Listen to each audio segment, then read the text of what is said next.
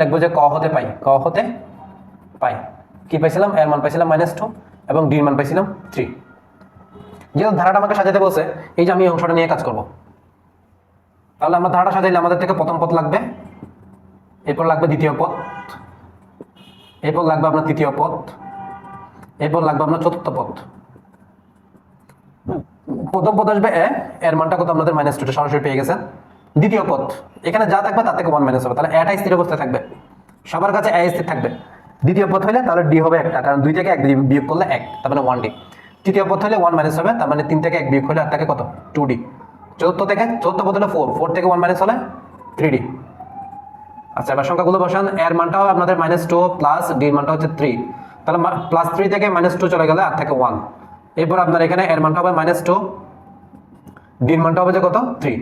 তাহলে এখানে 3 দুগুণ 6, 6 থেকে যদি -2 চলে যায় আর থাকে কত, 4।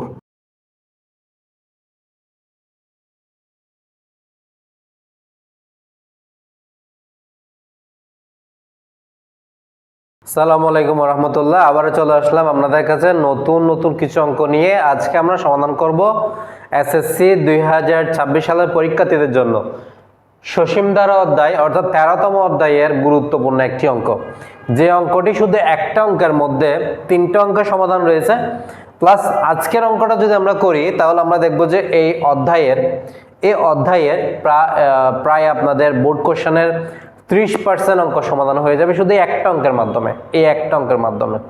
তো চলেন, আপনারা কেউ কিন্তু মিস করবেন না, একদম ভিডিওটা স্কিপ না করে প্রথম থেকে শেষ পর্যন্ত দেখার অনুরোধ রইল। এরপরে যদি না বুঝেন আমাকে কমেন্ট বক্সে অবশ্যই কমেন্ট করতে ভুলবেন না, ঠিক আছে? তাহলে চলেন আমরা একদম স্থির হয়ে খাতা বই সামনে নিয়ে অঙ্কটা করব। আগে প্রথমে প্রশ্নটা বুঝবো, দেন আমরা অঙ্ক করতে যাব। আপনারা দেখবেন যে এই অঙ্কটা অনুরূপ বোর্ড কোশ্চেন 2024 থেকে শুরু করে 2014 সাল পর্যন্ত অনেক কমপক্ষে 10টার উপর অঙ্ক আসছে সেম ক্যাটাগরিতে, ঠিক আছে? তাহলে চলো আমরা অঙ্কটাতে চলে যাই। এখানে বলেছে যে কোনো সামান্তর ধারার 14তম পদ অর্থাৎ 14 নম্বর যে পদটা, সেই পদের মান হচ্ছে যে 37। এটা একটা পার্ট। সেকেন্ড পার্টটা হচ্ছে যে এবং 19তম পদ মানে 19 নাম্বার যেই পদটা বা সংখ্যাটা সেটা হচ্ছে 52, ঠিক আছে? এই দুটি দেওয়া আছে আমাদের এখানে, কিন্তু এর মান দেওয়া নাই, অর্থাৎ প্রথম পদ দেওয়া নাই আমাদের এখানে, কোনো সাধারণ অন্তর দেওয়া নেই। তাহলে এই দুটো কিন্তু আমাদের হোয়াট মার্কিং জায়গা রয়ে গেছে। আমাদের হোয়াট মার্কিং জায়গায় কে রইলো, এর মানও হোয়াট মার্কিং জায়গায় এবং আমাদের হোয়াট মার্কিং জায়গার মধ্যে ডি এর মানে রয়ে গেল।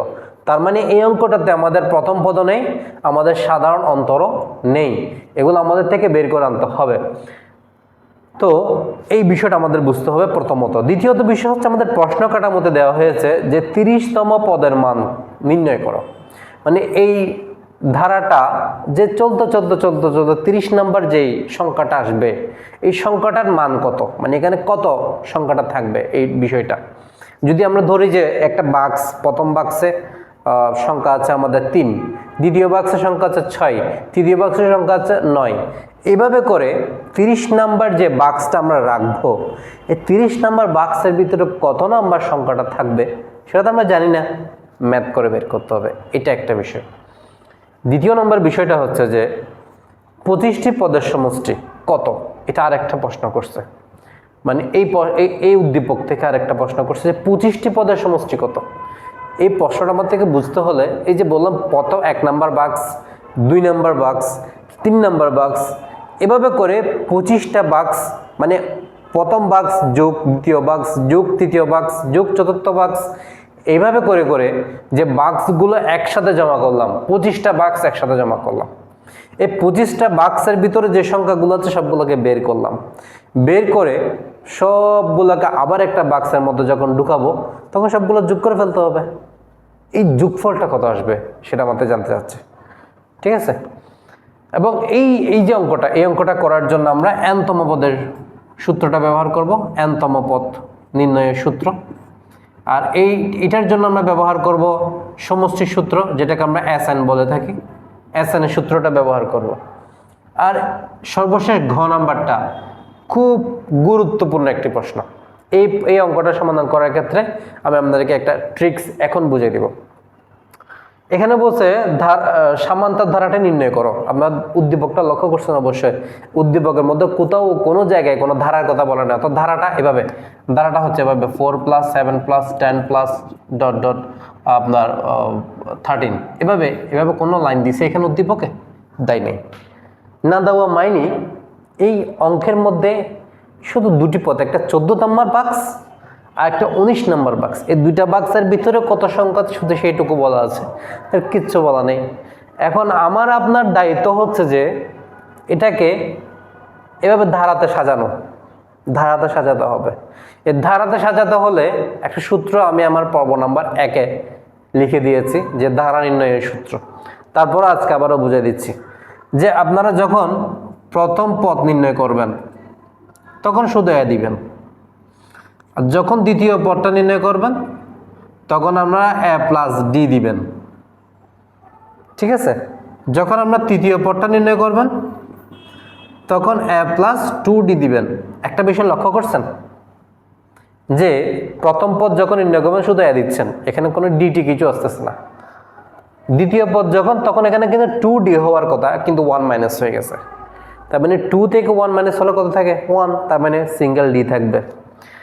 তৃতীয় পদ যখন বলছে আপনাকে, তাহলে সেক্ষেত্রে 1 - হয়ে যাবে, তো 3d নর্মালি হওয়ার কথা, সে জায়গায় 1d যদি মাইনাস হয়ে যায় তাহলে থাকবে কত? 2d। তার অর্থ হচ্ছে পদ সংখ্যা যত বাড়বে ডি এর মান তার চেয়ে 1 - হবে। এই বিষয়টা বুঝতে হবে। চতুর্থ পদ যদি হয় তাহলে কত হবে? আপনাদের কাছে কোশ্চেন রয়ে গেল, আপনারা কি পারতেছেন না? আমি বলে দিচ্ছি, তারপরে বলে দিচ্ছি যে চতুর্থ পদ যদি হয় তাহলে এখানে হবে কত? 3d। আমাদের হওয়ার কথা 4d, কিন্তু 1d মাইনাস হয়ে যাবে। কিছুক্ষণ আগে বলেছিলাম যে 1d মাইনাস হয়ে যাবে। তাহলে আশা করি প্রথম পদ, দ্বিতীয় পদ, তৃতীয় পদ, চতুর্থ, 4টা পদ বের করতে পারলে আপনাদের যথেষ্ট হয়ে যাবে।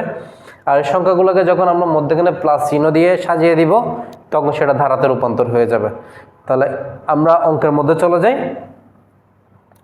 প্রথমত বিষয় আমরা কোশ্চেন নাম্বার ক নাম্বার প্রশ্নটা সমাধান করব।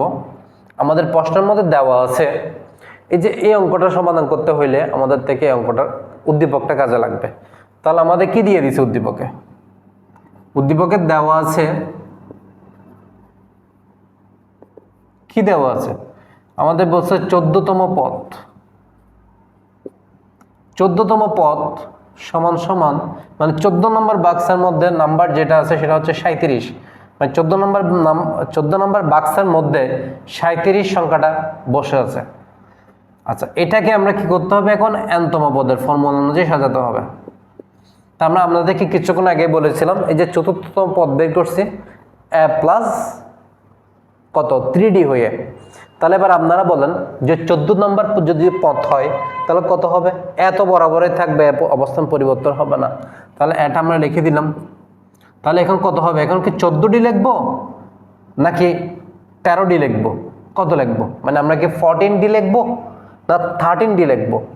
অবশ্যই আমরা 1 মাইনাস করবো। তাহলে 14 থেকে 1 মাইনাস হলে 13d ইজ ইকুয়াল টু 37। এটা একটা অংশ। আমরা আবার লিখব, আবার আরেকটা পদের মান দেওয়া আছে, সে কারণে বলছে 19তম পদ। 19তম পদ এর মান হচ্ছে 52। যদি 19তম পদের মান 52 হয়ে থাকে তাহলে এবার আপনারা বলেন n-তম পদ অনুযায়ী যদি আমি প্রশ্নটাকে সাজাই তাহলে কি হবে? তাহলে আমাদের এত বরাবরই থাকবে। 19 থেকে 1 মাইনাস হলে আর থাকবে 18। 19 থেকে যদি 1 মাইনাস হয় আর থাকবে কত? 18। 18d is equal to 52। এটা যেহেতু প্রথম আছে এটাকে আমরা 1 নাম্বার দিলাম সমীকরণ, এটাকে আমরা 2 নম্বর সমীকরণ দিলাম। আসেন, সমীকরণগুলো এই জন্য দেওয়া হলো যে আমরা কিছুক্ষণ আগে অঙ্কটা করানোর জন্য যখন আপনাদেরকে প্রশ্নটা বোঝাচ্ছিলাম তখনই বলছি এই ধারার মধ্যে, এই যে উদ্দীপকের মধ্যে কোথাও কিন্তু এখানে প্রথম পদ নাই এবং কোথাও আপনাদের সাধারণ অন্তরও নাই, অর্থাৎ ডি এর মানও নাই। তো এই দুটো ছাড়া তো অঙ্ক করা যাবে না রে ভাই। তো এই দুটো আগে বের করতে হবে, এটা তোমার থেকে বুঝতে হবে। তাহলে আসো এই দুইটা কাজ করার জন্য আমরা ধারাগুলোকে সমীকরণ 1 এবং সমীকরণ 2 দিয়ে সাজাইলাম। পরে যে বিষয়টা আসতেছে এখান থেকে আমি কার মানটা বের করবো, আগে কি এর মানটা বের করব না ডি এর মান বের করবো, এটা হচ্ছে এখন প্রশ্ন, মাথায় রাখতে হবে। এখান থেকে আমি ডি এর মানটা আগে বের করবো। এখন প্রশ্ন হচ্ছে ডি এর মানটা কিভাবে বের করব। সিম্পল একটা বিষয় আমি প্রথম পর্বে তোমাদেরকে একটু মনে করিয়ে দিই। আমাদের প্রথম পর্বে আমরা যে কাজটা বলেছিলাম যে দ্বিতীয় পদ থেকে প্রথম পদ বিয়োগ করলে এবং তৃতীয় পদ থেকে দ্বিতীয় পদ বিয়োগ করলে এবং চতুর্থ পদ থেকে তৃতীয় পদ বিয়োগ করলে যে উত্তরটা পাবো সে উত্তরটা যদি সমান হয়ে থাকে তাকে আমরা ডি বলবো এবং সেই ধারাটাকে আমরা সামান্তর ধারা বলবো। অবশ্যই কথাটা মনে আছে যারা প্রথম পর্বটা দেখেছেন আমাদের সসীম ধারা অধ্যায়ের, যারা দেখেননি তাদের কাছে একটু রিকোয়েস্ট করবো আপনারা প্রথম পর্বটা একটু দেখে আসবেন। আচ্ছা, কথায় চলে আসি। তাহলে লক্ষ্য করেন আমরা কিন্তু বিয়োগের কথা বলতেছি, দ্বিতীয় পদ থেকে প্রথম পদ বিয়োগ, এভাবে মানে পরবর্তী পদ থেকে পূর্ববর্তী পদটা বিয়োগ করতে হবে। এভাবে আমরা ডি এর মানটা পাচ্ছি। ঠিক সেমভাবে এখানে কোনো হেজিটেশন নেওয়ার দরকার নেই। ঠিক সেমভাবে আমরা যে কাজটা করব, এখানে 2 নম্বর সমীকরণ থেকে 1 নম্বর সমীকরণ বিয়োগ দেওয়ার সাথে সাথে আমাদের ডি এর মানটা বের হয়ে চলে আসবে। আসলে আমরা বিয়োগটা করি। তার আমরা কি করব, এই যে 2 নম্বর সমীকরণ দিলাম, 2 নম্বর সমীকরণ বিয়োগ 1 নম্বর সমীকরণ করে পাই। এই 2 নম্বর থেকে 1 নম্বর সমীকরণটা বিয়োগ করে আমরা পাই কি পাই, আমরা দেখি। 2 নম্বর সমীকরণটা হচ্ছে যে কি a প্লাস 18d। এবার আমরা বিয়োগ করব, কোনটা বিয়োগ করব, এই যে 1 নম্বর সমীকরণের অংশটা a প্লাস 13d সমান সমান। আমাদের এবার সংখ্যার দিকটা লিখব। 2 নম্বর সমীকরণের মানটা হচ্ছে 52, 1 নম্বর সমীকরণের মানটা হচ্ছে যে 37। কোনো রাশির মধ্যখানে যদি সমান চিহ্ন থাকে তার শুরুতে একটা বা দিতে হয়, এটা ভুলবেন না। a প্লাস 18d মাইনাস এটা বসে যাবে, ব্র্যাকেটটা উঠার জন্য চিহ্নকে চিহ্ন দিয়ে গুণ করতে হবে, তাহলে মাইনাসে প্লাসে কি হবে, মাইনাস হবে, 13d হবে। 52 থেকে যদি 37 যদি চলে যায়, 52 থেকে যদি 37 চলে যায় তাহলে কত হবে, আপনারা ক্যালকুলেটর একটু বের করেন তো দেখি। 52 থেকে 37 চলে গেলে আমাদের থাকবে কত, 15, আমাদের 15 থাকবে। এখন এটার সামনে প্লাস আছে, এটার আগে আছে মাইনাস, তাহলে প্লাসে মাইনাসে কাটাকাটি হয়ে গেল। আমাদের আছে কত, এখানে 18d আছে, এখানে আছে 13d, এখানে 18টা d আছে, এখানে 13টা d আছে। 18টা d আছে প্লাসে এবং 13টা d আছে মাইনাসে। তাহলে আমাদের যে কাজটা করতে হবে সেটা হচ্ছে যে প্লাসে মাইনাসে মাইনাস বিয়োগ করতে হবে। 18d থেকে 13d বিয়োগ করতে হবে। বিয়োগ করলে কত আসে আমাদের, 5d ইজ ইকুয়াল টু কত আসে, 15। আমরা আগেই বলেছিলাম সংখ্যার দিকে চলে যাবে, ডি এর জায়গায় বসে যাবে, 5টা ডি এর সাথে গুণ অবস্থায় আছে, 5টা ডি এর সাথে কোন অবস্থায় আছে, গুণ অবস্থায় আছে। তাহলে 5টা যদি বিপরীত পাশে চলে যায় এটা ভাগ হয়ে যাবে। ভাগ হইলে কি হবে, 5 দিয়ে যদি 15কে ভাগ দিই তাহলে আমাদের কত আসে, 3 আসে। আমরা ডি এর মানটা পেয়ে গেলাম যেখানে 3। এইটুকু একটা বিষয়, এটা একটা অংশ। পরে যে অংশটা সেটা হচ্ছে যে এই যে ডি এর মানটা, এই ডি এর মানটা বের করলাম আমরা। তাহলে এখন কার মানটা বের করতে হবে, এর মানটা বের করতে হবে, কারণ এ হচ্ছে প্রথম পদ, এটা বের না করলে আমি অঙ্ক করতে পারতেছি না, এটা বের করতে হবে। তাহলে আসেন, এর মানটা বের করতে হলে এই যে ডি এর মানটা আপনারা পাইছেন, এই মানটাকে আপনার চয়েস অনুযায়ী আপনি চাইলে 1 নাম্বার সমীকরণে বসাতে পারবেন, চাইলে 2 নম্বর সমীকরণে বসাতে পারবেন। আমার তো ভালো লাগতেছে 1 নম্বর সমীকরণে বসাতে, আমি 1 নম্বরে বসাচ্ছি। তাহলে 1 নম্বরে কি হয়েছে, 1 নং সমীকরণে ডি এর মান বসিয়ে, তাহলে আপনার 1 নং সমীকরণটা লেখেন a প্লাস 13 ইন্টু ডি এর মানটা কত পাইছেন, এখানে 3 পাইছেন, আর এখানে আছে কত, 37। a প্লাস 13 এর সাথে 3 যদি ইন্টু করেন তাহলে আপনার আছে 39, এটা 37। সংখ্যার দিকে চলে যাবে, তার 37 মাইনাস 39, এটার সামনে প্লাস আছে, এটা যখন সমানের বিপরীত পাশে চলে যাবে চিহ্নটা পরিবর্তন হয়ে যাবে।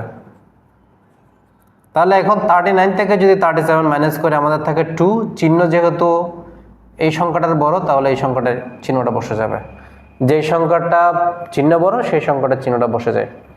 তাহলে আমরা এখানে কার মানটা পেয়ে গেলাম, এর মানটা পেয়ে গেলাম। এখন আমরা দুইজনের মানও পেয়ে গেছি, ডির মানও পেয়ে গেছি, এর মানও পেয়ে গেছি। এখন নো টেনশন, অঙ্কটা আমাকে যা করতে বলে আমি তাই করতে পারবো। তাহলে এবার আসেন তো দেখি, অঙ্ক আমাদেরকে কার মান বের করতে বলতেছে। অঙ্ক আমাদেরকে ক নাম্বারে বলতেছে, এই যেখানে বলছে 30তম পদের মান কত, 30তম পদ। তাহলে আমরা যদি দেখি যে n-তম পদ, n-তম পদের সূত্র হচ্ছে a plus n-1 into d. তাহলে আমাকে যদি বলে 30তম পদ, তাহলে এর মানটা কত পাইলাম, -2 পাইলাম। n এর মানটা পাইলাম কত, 30, 30 মাইনাস 1। ডির মানটা পাইলাম কত, 3, -2 প্লাস 30 থেকে 1 মাইনাস করলে 29, আর 29 এর সাথে 3 যদি আমরা গুণ করি তাহলে আমাদের আসে কত, -2 প্লাস 29 এর সাথে যদি আপনার 3 গুণ করা হয় তাহলে আমাদের আসবে 87। এবার প্লাসে মাইনাসে মাইনাস, 87 থেকে যে 2 মাইনাস হয়ে যায় আমাদের আসে কত, 85। যেহেতু সংখ্যা 85 এর সামনে প্লাস, এখানে প্লাস, সামনে প্লাস দিতে হয় না, আমাদের n-তম পদের মানটা বের হয়ে গেল। অর্থাৎ এই যে প্রথম আনসারটা হচ্ছে আমাদের 85, যে 30তম পদের মান হচ্ছে 85, আমরা এটা পেয়ে গেলাম। আমাদেরকে পরীক্ষা এটা বের করতে বলুক, এটা বের করতে বলুক বা এটা বের করতে বলুক, যেটাই বের করতে বলুক না কেন ভাই, আমাদের একটা বিষয় মাথায় রাখতে হবে যে এটা কোনো ধারা নয়, শুধু দুইটি বাক্সের ভিতরে নাম্বারটা আমাকে দিয়ে দিয়েছে। যদি উদ্দীপকটা এমনটি হয় তাহলে অবশ্যই আপনার থেকে কম্পালসারি এখান থেকে এতটুক পর্যন্ত, অর্থাৎ ডির মান এবং এর মানটা আপনার থেকে বের করতে হবে। আমি বারবার এই কথাটা বলতেছি, আশা করি আপনারা বুঝছেন। চলেন আমরা এর পরের পার্টটাতে চলে যাই, খ নাম্বার পার্টটাতে চলে যায়। খ নাম্বার পার্টটাতে আমাদেরকে বলছে 25টা পদের সমষ্টি কত। তাহলে 25টি পদের সমষ্টির জন্য আমার থেকে নিচের অংশটা মুছে দিচ্ছি, আমি এখানে মুছে দিচ্ছি, আপনারা স্কিপ করে অংশটুকু একটু ক্লিয়ার করে নেবেন, ঠিক আছে। আমরা এখানে ডি এর মান পাইলাম, এর মান পাইলাম যে -2 এবং ডি এর মান পাইলাম যে 3, ঠিক আছে। এবং আমাদেরকে বলছে 25টি পদের সমষ্টি কত। আমরা পর্ব নাম্বার 2-এ কিন্তু সমষ্টির অঙ্ক করাইছি, তারপরেও যারা ওই অংশটা দেখেন না তারা অংশটা দেখলে ক্লিয়ার হয়ে যাবে। অর্থাৎ 25টি বাক্সের যে নাম্বারগুলো আছে সবগুলো যোগ করলে যে উত্তরটা আসবে সেটা আমার থেকে জানতে চাচ্ছে এখন। তার মানে আমরা 25টি পদের সমষ্টি বললে SN, ওই সমষ্টির সূত্রটা ব্যবহার করবো, SN এর সূত্রটা, n divide by 2 into 2a plus n-1 into d. তাহলে S যেহেতু 25টা পদ, তার মানে S25, n এর মান 25 ডিভাইড বাই 2a, এর মানটা হচ্ছে কত আমাদের, -2। এই দুইটার মধ্যে একটা ব্র্যাকেট দিয়ে দিবেন যেহেতু চিহ্ন দুইটা একসাথে পড়ে গেছে। আচ্ছা, এটার মধ্যে দেন প্লাস, তারপর এরপরের সংখ্যাটা হচ্ছে যে আমাদের n এর মান হচ্ছে 25 -1, আর ডির মানটা হচ্ছে আমাদের 3। 25 ডিভাইড বাই 2, এটা ভাগ দিলে যেহেতু দশমিক চলে আসবে সেটা এটা ভাগ করতেছি না, এটা গুণ করলে কত হবে আপনাদের, 2 দুগুণে 4, -4। 25 থেকে 1 মাইনাস হলে 24 ইন্টু 3, 25 ডিভাইড বাই 2, এখানে গুণের কাজটা আগে হবে। 24 এর সাথে যদি আমরা 3টাকে গুণ করি তাহলে আমাদের আসবে 72। 24 ইন্টু 3 ইজ ইকুয়াল টু 72, আপনারা ক্যালকুলেশন করে দেখেন।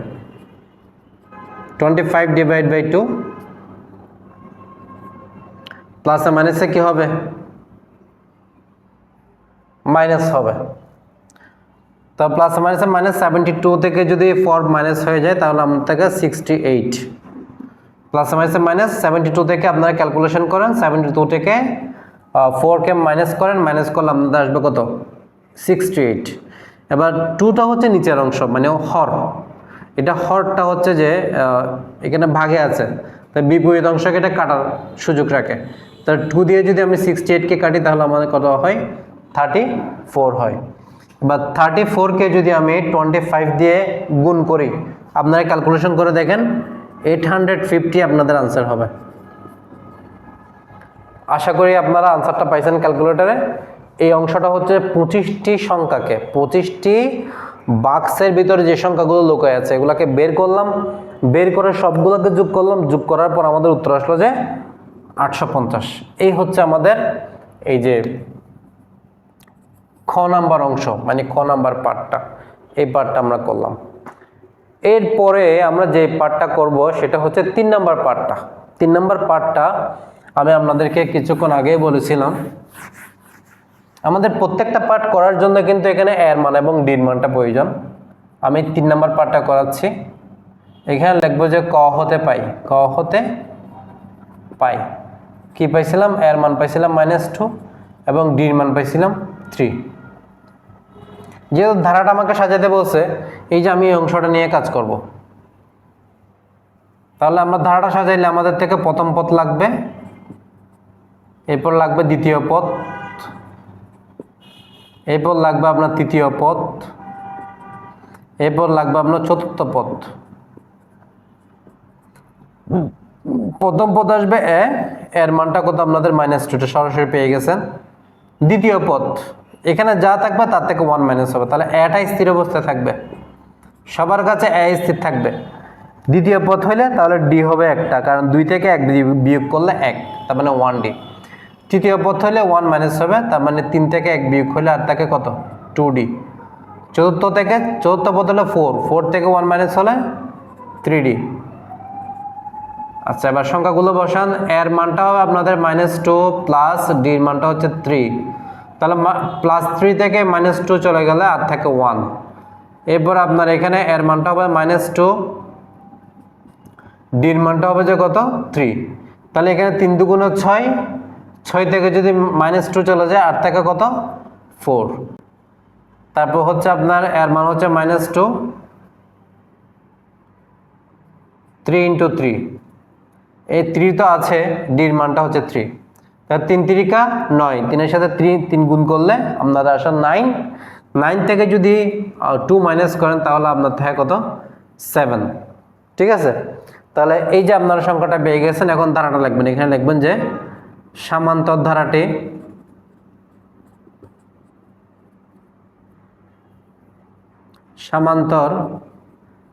ধারাটি হলো এই যে -2 প্লাস 1 প্লাস 4 প্লাস 7 প্লাস ... এটাই হচ্ছে আপনাদের আনসার, এটাই হচ্ছে আপনাদের গ নাম্বারের ফলাফল। আশা করি ছোট্ট ভাই বোনেরা আপনারা অঙ্কটা বুঝতে পেরেছেন। তো যারা এই অঙ্কটা ধৈর্য সহকারে দেখেছেন তাদের কাছে আরেকটা রিকোয়েস্ট করবো যে আপনারা পর্ব 1, পর্ব 2, পর্ব 3 এই 3টা অঙ্ক যদি সত্যি মনোযোগ সহকারে দেখেন তাহলে একদম কমপ্লিটলি আপনার বোর্ড কোশ্চেন 2024 থেকে 2013 পর্যন্ত যতগুলো বোর্ড কোশ্চেন আসছে সবগুলো বোর্ড কোশ্চেনের 50% ম্যাথ আপনারা নিজে নিজে সমাধান করতে পারবেন। এতটুকু কনফিডেন্স আপনাদেরকে 3টা পর্বের মধ্যে দিয়ে দেওয়া হলো। তো আপনারা যদি অধ্যায়গুলো এই যে এতটুকু পর্যন্তগুলো যদি বুঝেন এবং আমাদের প্রত্যেকটা টিউটোরিয়াল যদি ভালো করে দেখেন বুঝতে পারবেন। বুঝে যদি আপনি উপকৃত হন তাহলে অবশ্যই মিস করা যাবে না। অন্য একজনকে বোঝার জন্য দেখার জন্য সুযোগ করে দিতে হবে শেয়ারের মাধ্যমে, এবং আমাদের প্রত্যেকটা ভিডিও আপলোড হওয়ার সাথে সাথে যাতে আপনারা পেয়ে যান সেজন্য আমাদের ইউটিউব চ্যানেলটাতে সাবস্ক্রাইব করে রাখতে হবে। সাথে আমাদের ফেসবুক পেজের সাথে লিঙ্ক থাকতে হবে, কারণ অতি শীঘ্র আমরা পেইড ক্লাসের দিকে যাচ্ছি। আমরা অনলাইন ব্যাচ স্টার্ট করতেছি আপনাদের জন্য, অনেক বড় সুখবর। তো আপনারা সবাই যারা ভিডিওগুলো দেখে উপকৃত হচ্ছেন, যাতে ভালো লাগতেছে, তারা আমাদের অনলাইন ব্যাচের মধ্যে যোগদান করতে পারবেন। তো ইনশাল্লাহ আজকে এতটুকুতে। আসসালামু আলাইকুম রহমতুল্লাহ।